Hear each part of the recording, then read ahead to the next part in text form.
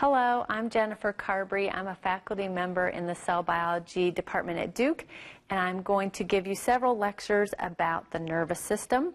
We're going to start off talking about some of the cell types, and one of the main cell types that I'm sure you're familiar with are neurons, and that's actually what's shown in this title slide, where we have a microscopic image of a neuron cell body that's darkly stained with a light nucleus in the center. So we'll be talking mostly about neurons in this section. We'll also talk a little bit about glial cells. Then in future sessions, we're going to talk about how these cells communicate, how neurons communicate. So keep in mind, you've already heard some about the endocrine system from Dr. Jacoy, where it's responding to stimuli in a slow manner. And based on the stimuli that it's responding to, that's perfectly fine. That works just well. However, with the nervous system, a lot of what it's going to be responding to needs to be responded to very quickly. So if you put your hand on a hot stove, you need to remove it quickly, and you also need to sense the heat quickly. If something's flying at you, you need to be able to see it and duck quickly. And so a lot of what we're going to be talking about is how this can be accomplished, the speed and very specificity of the nervous system and how that can be achieved. And then at the end, we'll put together how these neurons come together and are organized to get these tasks done. So we're going to start off talking about neurons, and neurons have different parts to them. They can have very different morphologies, but a typical one is that they're going to have a cell body, which is kind of the main portion of the neuron that's going to contain the nucleus and a lot of the organelles. And then coming off of that cell body are going to be processes called dendrites that are going to receive information. And there can be thousands of them on neurons. So there can be many, many dendrites that are all receiving information, and we'll learn more about how that happens. And then often a neuron is going to have a single axon, which you can remember, since axon starts with an A, it is usually taking information away from the cell body of the neuron. So often it has a single axon that's taking information away from the cell body, and where the axon meets the cell body is called the initial segment of the axon. And in future sessions, we'll talk about the significance of the initial segment of the axon. And then often the axon can branch to form different terminals, and we'll be talking about those in future sessions as well. So then there's only a few other types of supporting cells that are called glial cells that we're going to talk about.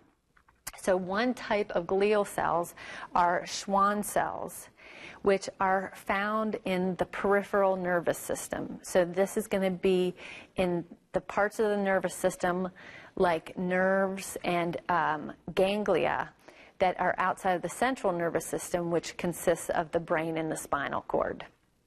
So these Schwann cells are there to support, more specifically, the axons of neurons.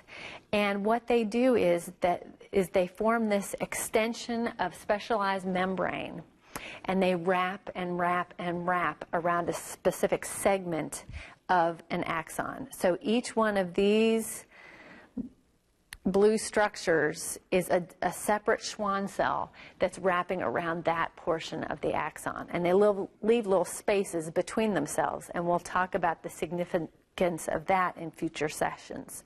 So here's a kind of a close-up where you can see the Schwann cell nucleus and the Schwann cell wrapping and wrapping around the axon, and that's acting to electrically insulate that portion of the axon. So the Schwann cells are the cells that myelinate in the peripheral nervous system, and then in the central nervous system we have oligodendrocytes, which are the glial cells that myelinate neurons in the central nervous system. They use a very similar process of wrapping and wrapping around a section of axon.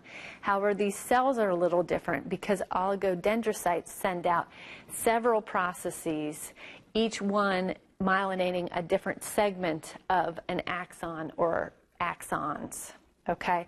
And that's what's shown in this diagram, where we have the oligodendrocyte cell body, and it's sending out several processes that each myelinate a different segment of axon.